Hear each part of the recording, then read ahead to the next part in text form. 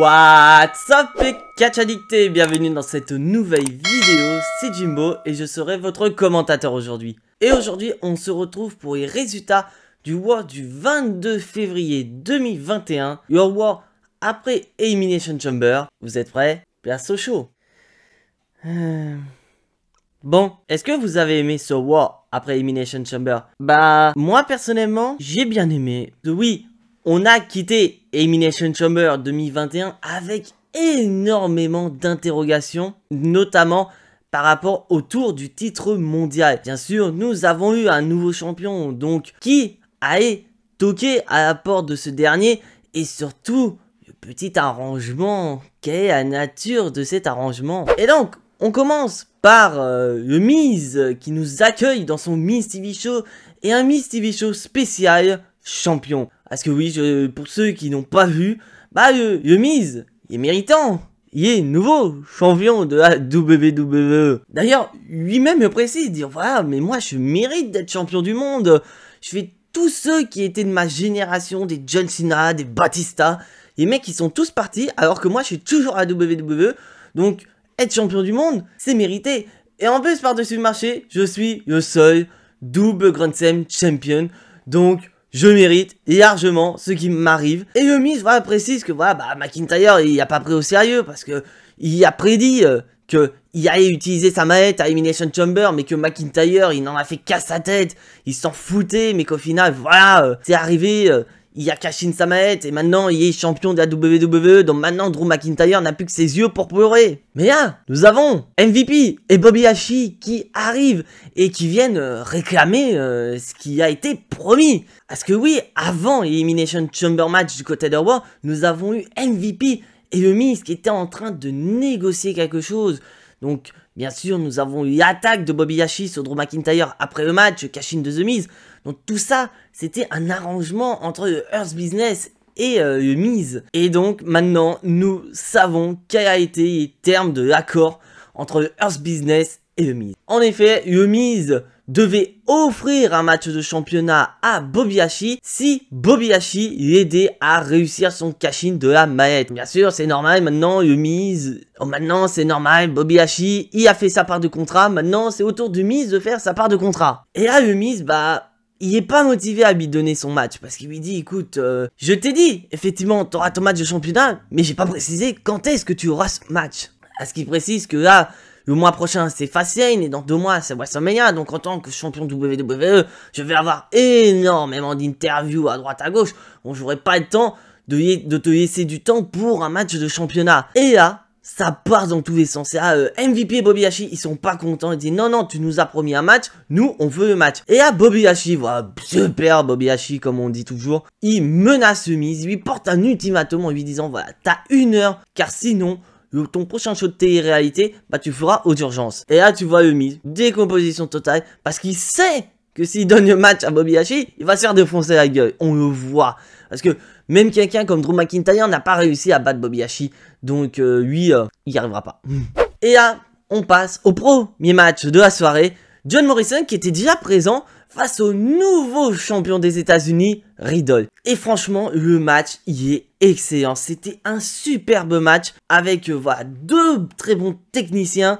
Mais on voit clairement que le match sert à une chose, c'est de consolider Riddle en tant que bon champion des États-Unis. Mais ça n'empêche pas, voilà, comme je le précise, le match est très très bon. Donc victoire de Riddle avec un très bon Broderick, suite voilà à un contre de Riddle sur John Morrison. Et donc la question qu'on se pose, qui sera le prochain à toquer à la porte de Riddle? Donc dites-moi en commentaire qui vous voulez voir affronter Riddle pour le titre des États-Unis. Moi, j'ai 2 préférences. Moi, j'aurais pourquoi pas Ricochet. Ça pourrait le faire remonter en estime à la WWE. Et vraiment, quelqu'un qui a un passif avec Riddle, j'aurais bien pourquoi pas AJ Styles. AJ Styles qui, voilà, rappelle le passif qu'ils ont eu avec Riddle, que Riddle rappelle que voilà, ses débuts à SmackDown, il a battu AJ Styles.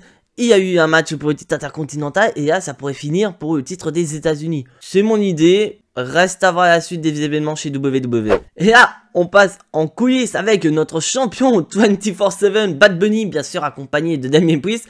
Et là, Ertus a voulu tenter comme d'habitude, de faire son petit filou pour récupérer son petit bébé 24/7 Championship. Mais Damien Priest, il est présent, il lui dit, attends, mec, attends, tu me prends pour un débile, je sais ce que tu allais faire.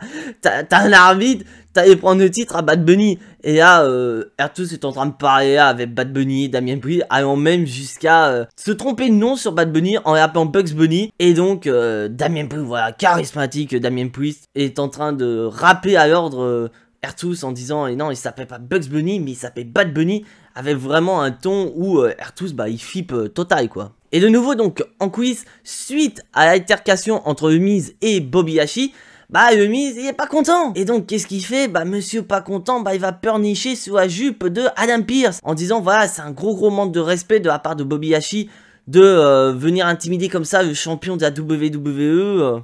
Mais Adam Pearce rappelle qu'il y a toujours 1 heure pour The Miz pour donner sa décision. Et The Miz va attendre de s'échapper en disant, voilà, c'est pas parce que je veux pas lui donner un match maintenant, je veux lui donner plus tard.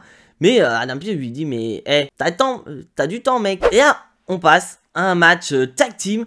J'aurais pu mettre ça en flop de la soirée, mais franchement, il y a eu un bon détournement de la part de ce match. Car en effet, nous avons le match habituel, le New Day contre Rétribution. Je vais aller dans le vif du sujet en disant, voilà, c'est le New Day qui a gagné.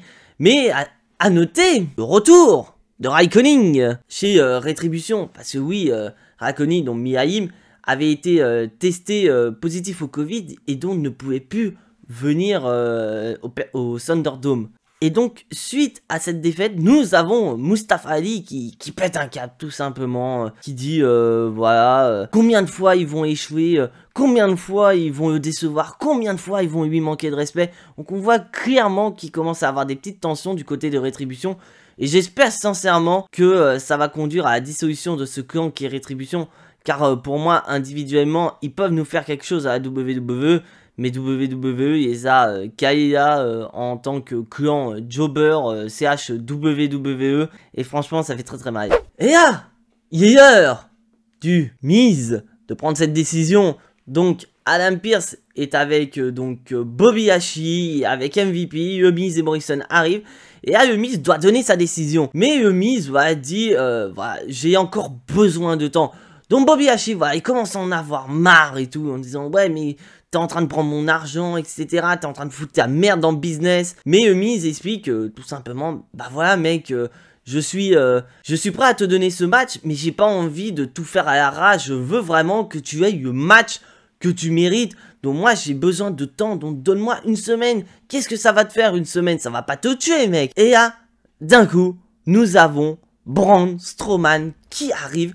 Braun Strowman qui est là pour une chose, avoir son match de championnat, car pour lui, il le mérite. Car il dit, voilà, ok, Shane McMahon a dit que je ne pouvais pas être dans Elimination Chamber match parce qu'il fallait être un ancien champion WWE. Je suis un ancien champion universel, ça c'est un fait. Mais maintenant que Elimination Chamber match est passé, je viens pour demander mon match de championnat. Mais voilà, Adam Pearce qui ne veut pas lui donner. Et nous avons Shane McMahon qui arrive et qui rappelle aussi, tu as été champion universel, mais pas champion WWE, et tu ne viens pas comme ça demander un match de championnat, ça se fait pas chez WWE. Et là donc Braun Strowman dit, bah puisque je peux pas affronter champion, autant affronter le challenger. Et là Adam Pearce et Shane McMahon adorent cette idée et nous proposent donc main event. Et donc le main event de Raw sera un match entre Braun Strowman et Bobby Lashley. Et si Braun Strowman bat Bobby Lashley, le match qu'on aura la semaine prochaine, parce que oui, ça a été confirmé, le Miz défendra son titre face à Bobby Lashley, mais si Braun Strowman bat Bobby Lashley, le match deviendra un triple menace. Et là, tu vois que si Braun Strowman gagne le match, le Miz, il est en décomposition totale. Il s'est dit, putain de merde, où est-ce que je me suis embarqué?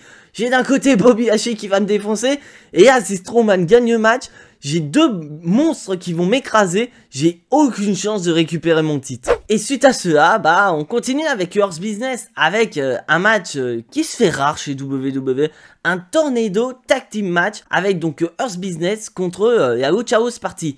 Et donc bien sûr, petite précision, le titre de WoW n'est pas remis en jeu. Et là franchement, j'étais curieux de voir le déroulement de cette histoire parce que on a toujours des tensions entre Shelton Benjamin et Cédric Alexander. Donc restez à voir comment ça allait se dérouler parce que bien sûr, le principe des Tornado Tag Team Match, c'est qu'il n'y a pas de relais, c'est que chaque membre de l'équipe est dans le ring. Donc on aurait pu avoir des moments donnés où Cédric Alexander ou Shelton Benjamin aient des moments d'inattention, ce qui aurait pu provoquer la défaite du Earth Business et donner la victoire à Lucha House Party. Mais ça s'est pas produit comme tel, au contraire, parce que nous avons MVP qui est au niveau des commentateurs, qui est en train de coacher Shelton Benjamin et Cédric Alexander, et franchement, c'est un beau match. Quand tu te dis qu'à un moment donné, Lucha House Party, c'était projet totalement défoncé, et que là, WWE essaie de nous recréer Lucha House Party un peu plus fort que les fois précédentes où c'était vraiment à 5e roue du carrosse, bah là, ils se sont bien débrouillés. Mais malheureusement, Earth Business est beaucoup trop fort. Donc Earth Business gagne le match et franchement bah zéro discorde du côté Shelton Benjamin et Cédric Alexander. Et là, prochain match qui a été expéditif, je vais seulement parler des faits marquants à la fin du match. C'était Angel Garza contre Damien Priest. Et bien sûr, Bad Bunny qui est aux abords du ring, donc Bad Bunny voilà, qui distrait Angel Garza, ce qui permet à Damien Priest de remporter le match. Mais à noter qu'après, bah nous avons tout le roster CH Jobber 24/7 qui arrive, donc des Drew Gulak, des Humberto Carrillo qui arrivent. Mais attends, il y a Damien Priest à côté de Bad Bunny, donc les mecs, ils vont avoir aucune chance de récupérer le titre 24/7 des hanches de Bad Bunny. Donc c'est vrai, ça me gêne un peu parce que tout tourne autour de Bad Bunny, mais d'un côté, c'est un bon moyen de WWE de mettre Damien Priest en avant, sachant qu'en plus, bah, on se dirige sur un match tag team avec Damien Priest et Bad Bunny pour WrestleMania. Donc après, le mystère, c'est de savoir ce sera contre qui. Mais j'ai ma petite idée.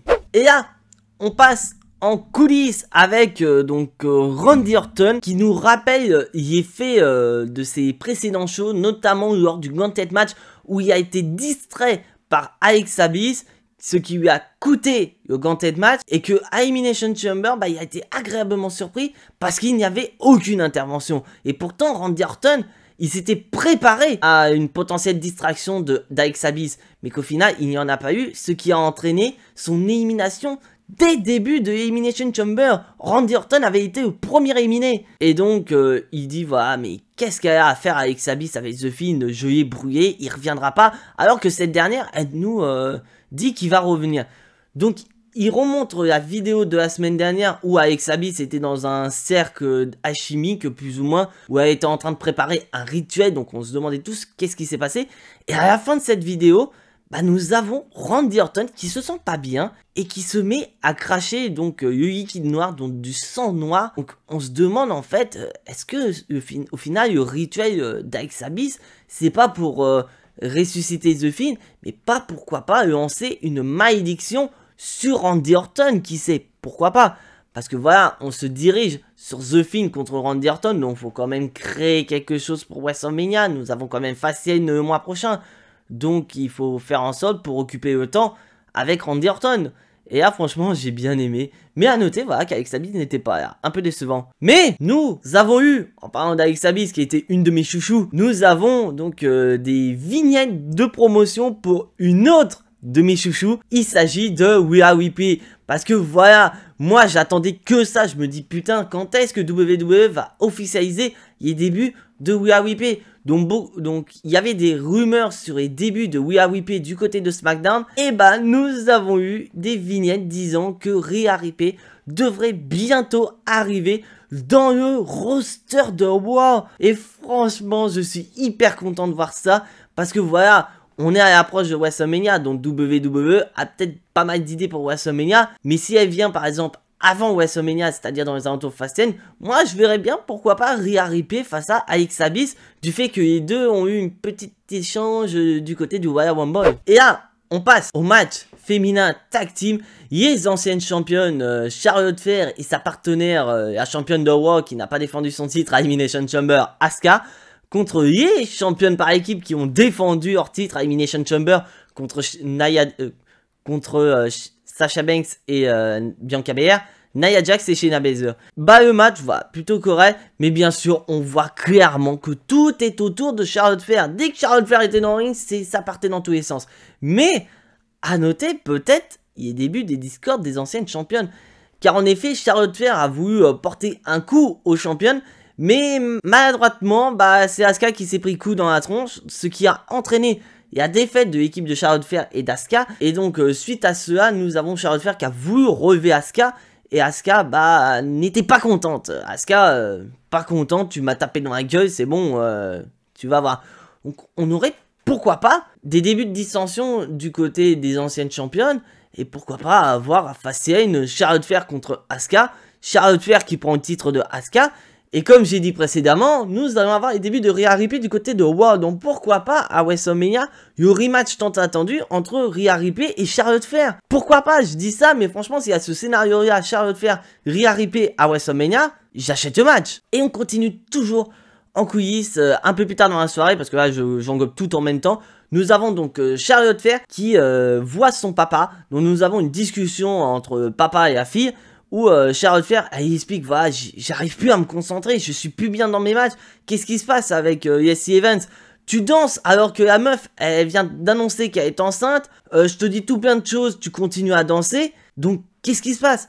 Et donc, Ric Flair se défend en disant, mais ma fille, ça se trouve, l'enfant, il est pas de moi. Donc, rien n'est garanti. Et il dit, voilà, je suis là parce que j'ai vu du potentiel en Lacey Evans et j'ai envie de lui faire partager mon expérience pour la faire grimper au sommet. Mais Charlotte Flair ne voit pas ça du même œil. Parce que pour elle, c'est tout simplement, voilà, tu veux redevenir ce que tu étais avant. Tu veux redevenir le Nature Boy. Redevenir celui qui était au sommet de la WWE. Et tout ça, c'est que par égoïsme. Mais Charlotte Flair dit, voilà, c'est bon, tu m'as ouvert des opportunités. Ça, je te remercierai toujours. Mais maintenant, j'ai qu'un objectif en tête, c'est de prouver à tout le monde que je suis une Flair par mes propres moyens. Donc on voit clairement la séparation entre Ric Flair et Charlotte Flair. Donc ça peut être sympa de voir ça à la suite des événements. Donc Ric Flair, tu retournes à la maison. Et on va passer sur un match, voilà. C'est ce qu'on voit depuis un moment, c'est toujours pareil. Sheamus, Jeff Hardy. Bon, je vais aller vite fait dans ce match. Voilà, Sheamus qui remporte le match avec un brogue kick. Ça va pas aller loin, c'était juste, voilà, peut-être un moyen de faire passer la frustration de Sheamus. Parce que bah, déjà d'une, il n'y a pas eu son match 1 contre 1 contre Drew McIntyre à Elimination Chamber. Et puis surtout qu'il n'était pas finaliste face à Drew McIntyre. Franchement, c'était pas très intéressant. Et là, on passe au flop total de la soirée. Franchement, autre match tag team, Mandy Rose et Dana Brooke contre Lana et Naomi. Déjà, on n'a aucune mention du fait que Lana et Naomi ont remporté un match pour être challenger numéro 1 au titre par équipe de Shayna Baszler et Nia Jax. Donc si ça se trouve, WWE a oublié ce détail. Mais d'un côté, c'est tant mieux. Parce que franchement, ça aurait donné un match totalement horrible. Et on aurait eu peut-être une surprise de, voilà, comme par hasard, Lana qui fait tomber sur Nia Jax. Et Nia Jax perd le match pour son équipe. Et nous avons une nouvelle équipe championne.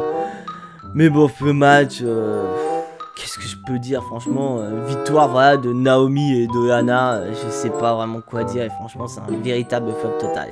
Et on quitte ce flop total par un match, voilà. On a beau le voir à la WWE, mais franchement, je m'en lasse pas. Ricochet contre AJ Styles. Bien sûr, AJ Styles accompagné par Omos. Et bien sûr, très beau match entre Ricochet et AJ Styles qui bien sûr se concrétise par une victoire d'AJ Styles avec son Styles Clash pour le compte de 3. Mais c'est surtout l'après-match parce que nous avons Omos qui porte Ricochet, mais c'est limite, il le soulève au Mont Everest, c'est pas possible, il a défoncé Ricochet. Mais franchement les gars, c'est pas Bobby Lashley, c'est pas Braun Strowman qui devrait affronter The Miz la semaine prochaine, mais t'es Omos putain, c'est lui qui doit devenir nouveau champion, c'est lui qui doit aller à WrestleMania, affronter n'importe quel challenger à WrestleMania pour le titre de la WWE, c'est pas possible. Capitaliser sur Omos, c'est pas possible quoi. Et on passe donc au main event de la soirée, donc Braun Strowman et Bobby Lashley. Et si Strowman remporte son match, bah Strowman ira dans le main event de Raw la semaine prochaine pour le titre de champion de la WWE détenu par The Miz. Et donc nous avons effectivement The Miz qui est au niveau des commentateurs. Et franchement, c'est un match que j'ai bien aimé. Un match, voilà, de deux monstres de puissance. Mais on voit clairement WWE. Ils ont construit Bobby Lashley tellement fort qu'à quel point que Braun Strowman, quand d'habitude il porte son Running Power Steam, tout le monde ne se relève pas de cette prise de finition. Là, il porte vraiment son nom. Mais Bobby Lashley a réussi à se dégager de ce Running Power Steam où Braun Strowman n'en croyait pas ses yeux. Et à Bobby Lashley s'est déchaîné, Spinebuster, Spear, il a découpé en deux Braun Strowman pour le compte de 3. Donc vainqueur de ce match, Bobby Lashley, et donc Braun Strowman n'aura pas son opportunité. Mais à noter, après le match, où nous avons Bobby Lashley qui continue à démolir Braun Strowman, The Miz a voulu tenter par derrière d'attaquer Bobby Lashley, et Bobby Lashley est beaucoup trop fort. Donc Bobby Lashley parvient donc à démolir The Miz, et le show se termine avec Bobby Lashley qui brandit le titre de champion de la WWE. Donc, à votre avis, prédiction ou bien spoilers? Dites-moi dans les commentaires. Au moins, personnellement, vu le match, je pronostique deux scénarios. Donc, soit vraiment le scénario que tout le monde pense qu'il va se passer, c'est que The Miz va perdre son titre de champion de WWE face à Bobby Lashley et qu'on va se diriger sur, pourquoi pas, un Bobby Lashley champion à WrestleMania pour affronter Drew McIntyre, ou tout simplement The Miz qui conserve son titre, mais pas de manière très clean. Donc en gros qu'on ait, pourquoi pas, une intervention de Braun Strowman qui pète un câble, ou encore Drew McIntyre. Drew McIntyre qui était même pas là à ce show pour confronter The Miz, ou pour nous partager son dégoût du fait qu'il avait remporté un Elimination Chamber match, mais qu'après il se fasse démolir par Bobby Lashley et qu'il perde sa ceinture. Qui sait, peut-être la semaine prochaine, Drew McIntyre pas content, il va démolir The Miz, il va démolir Bobby Lashley, ce qui va entraîner une disqualification, et pourquoi pas un match triple menace à Fastlane, qui sait. Je dis ça, je dis rien, c'est encore trop tôt, Fastlane c'est dans un mois, donc WWE a largement le temps de construire sa carte de Fastlane, mais pour moi, tout ce segment autour de Bobby Lashley et The Miz est pour moi le top de la soirée. Donc voilà, c'est tout pour les résultats de Raw. Si bien sûr tu n'es pas abonné à la chaîne, je t'invite à t'y abonner juste ici, à activer la petite cloche pour être notifié des prochaines vidéos, et surtout lâcher un maximum de pouces bleus qui font plaisir à la chaîne. Et on se retrouve jeudi pour une nouvelle vidéo. Mais en attendant, soyez tous très fiers d'être des catch addicts, et n'oubliez pas que le catch c'est la vie, le catch vie. C'était Jimbo, je vous fais à tous des bisous et à la prochaine.